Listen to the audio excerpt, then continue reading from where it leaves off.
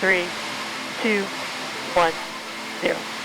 Ignition, liftoff. Artemis 1 will lift off from Launch Pad 39B at NASA's Kennedy Space Center in Florida with 8.8 million pounds of thrust, provided by the most powerful rocket in the world, our Space Launch System rocket, or SLS.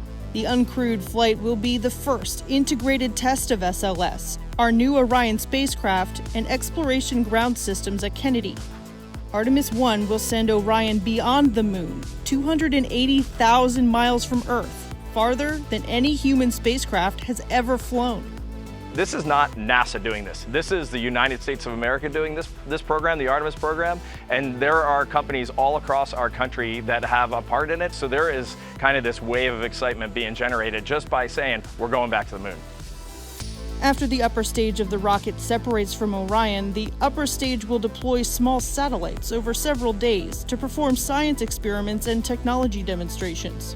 Orion will make its multi-day outbound trip to the moon, propelled by a service module provided by the European Space Agency. Engineers will test Orion's systems on the way to the moon.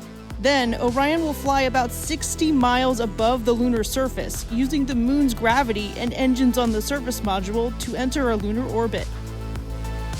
After about a month and a total distance of over 1 million miles, Orion will return home, faster and hotter than any spacecraft has before. A primary goal of Artemis 1, ensure Orion safely returns to Earth before we fly with humans. When we do, we'll build our capability for sustainable lunar exploration, preparing us for missions farther into the solar system.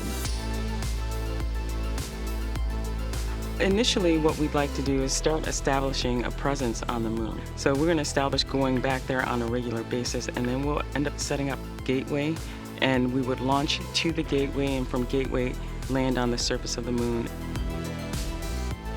We are there for, weeks, months on end. And there, we're going to be able to test out all the hardware and the habitats and the hatches and the suits and the rovers that'll allow us to prove out those technologies. The moon will lead the way to Mars, and we should be there within the next couple of decades.